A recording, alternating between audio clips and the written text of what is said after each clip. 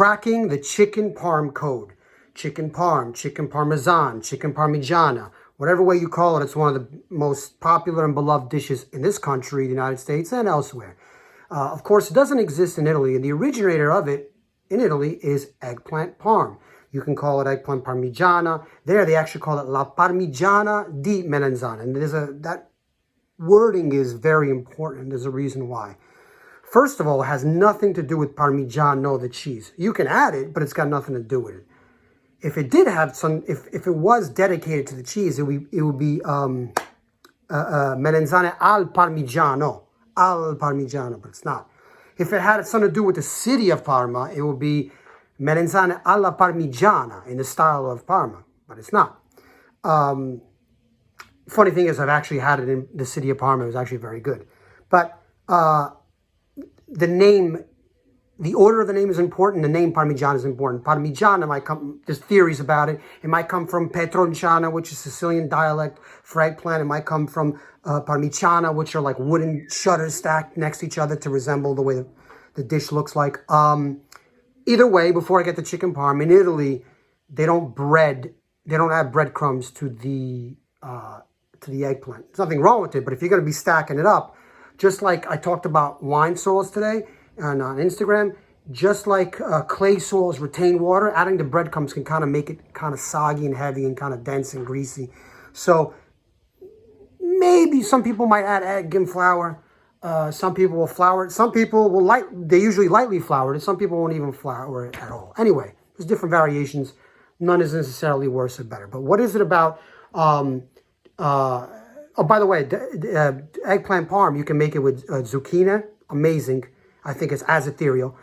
And they used to make it a long time ago with artichokes and with fennel. But we're talking about chicken parm or veal parm. We have heard, and it's in every book in this country or whatever, that the reason why chicken parmigiana exists is because that meat was scarce in Italy. And when they came here, the Italian immigrants were faced with this abundance of meat, and then they started substituting it. That could be true, but do I think it's 100% true and not fully true? No, and here's why. Number one, most of them, when they came here, a lot of them were dirt poor and they still couldn't afford meat. Two, the ones who were poor in Italy, at some point when they did eat meat, why did they not add tomato sauce and mozzarella cheese on it, or any kind of cheese? Tomato is very cheap. I mean, the poor people in Naples, the reason why people ate tomatoes outside of the New World, Mexico and Central America, the first people to eat it, the tomato, were Neapolitans, because everyone thought that it was poisonous. And Neapolitans were so desperate and poor that they took a risk. By the way, when people say, oh, pizza's not originally Neapolitan, bread with toppings has been going on since before the Romans, before the Greeks, before the Egyptians, the Sumerians, the Assyrians. Forget about it. It's the simplest thing. You take bread and you put topping. But pizza as we know it, with tomato mozzarella, clearly by definition, since the Neapolitans were the first to use the tomato, clearly the bread, especially the way the pizza was formed with the cornicione, the crust, that's clearly Neapolitan. Anyway, I should do a separate video on that. I had garlic butter, so excuse the burping. But chicken parm, so that doesn't make any sense. So the poor people here barely had money for meat. The poor people in Italy, if they did eat meat, they were making chicken cutlets anyway, right? Why wouldn't they add tomato sauce, and why wouldn't they add mozzarella or any cheese? Doesn't make any sense. Plus, wait a minute, what about the rich people in Italy? The rich people in Italy, you can credit them with helping expand Italian food because they had the money and they had the time and the wherewithal to create all these types of dishes. Why didn't the rich people in Italy who did have access to meat, why didn't they do it? What about Veal Milanese? That's a classic Italian dish. It doesn't come with tomato sauce and mozzarella. So therefore, I do think that there is some truth to the fact that Italian Americans found the bounty of this country and had this meat and said, we're going to use it more often and in more dishes. But I don't think it explains why. Now, would you like to know why I think they don't do it in Italy? This is going to piss some people off. I have to add a disclaimer, because nowadays, God forbid you say anything that somebody disagrees with and you're a horrible person. Okay. I love chicken parm. I love veal parm, actually, even better. In a sandwich, I think it's even better than on a dish. It makes a little more sense. Personally, I'm not a fan of chicken in general. I've had the best chicken in the world, and it's still great, but it doesn't leave me. It doesn't, as a kid, I expect, there's no way people love chicken. They say they love, how can you not love lamb or more, or beef? It's so much better, but okay, everyone's got the different, but I don't like chicken that much. It's kind of tasteless. In Italy, it's considered pretty tasteless too. They like to keep it for the eggs. It's also more rational instead of killing the chicken. The hens, actually. So, to me, I'm not a fan of chicken and cheese in general, although I would add it because chicken is so boring. But I guess if you're going to bread a chicken cutlet and then you're going to add tomato sauce, it kind of drenches it. It's kind of weird as opposed to having a few squeezed cherry tomatoes, which would be a little different. I've had the chicken parms that I like that I've had here were the ones that were done minimally. They weren't loaded with sauce and cheese and the sauce is brown and stuff like that. It's just not the way it is. So I think if it's delicate. The delicate thing is what I'm getting to.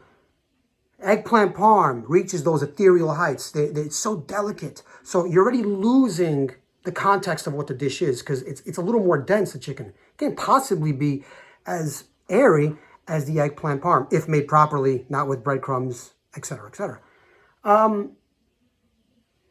So that's personally for me. I think if you're going to compare it stylistically, this is what's going to piss people off. Stylistically, chicken parm, I find it more nouveau riche, kind of like, for lack of a better word, kind of more vulgar compared to eggplant parm. I'm not saying it is. I'm just saying compared to, BMW is a great car, but if you compare it to the Ferrari or Lamborghini, it's not the same.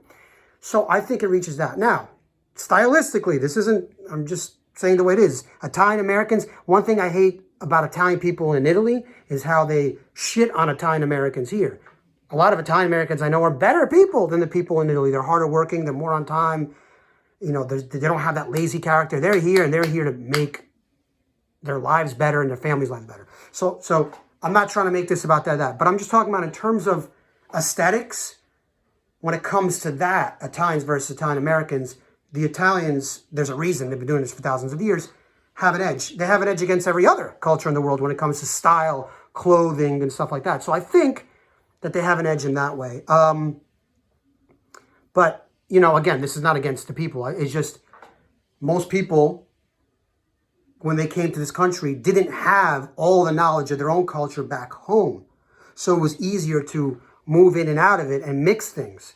But, sometimes when you get dressed, you can't just put on anything, right? So I think some things, look, clams oreganata, I love it. When it's not overly done, I prefer it to the variation of it, of mussels in Italy. I hate mussels. In Italy, they eat it. And I prefer the Italian-American one. So this isn't a knock on anything. I'm just comparing the two stylistically. So I don't think that the meat scarcity answer is a thorough one for the chicken parm. Because, again, in Italy, the poor people ate the meat. They never did it. The rich people had meat. They never did that. Veal Milanese, they never did that. I think it's for other reasons here. Italian-American restaurants, like all restaurants now, they all need your help. We need to go spend as much money as we can, order takeout, tip well, because it's important that we save our restaurants. Italian-American restaurants are some of the oldest in the country, and we're better for it, as we are for so many of our diverse cuisines. So, chicken parm, eggplant parm, the fact that we can eat, that's all that really matters.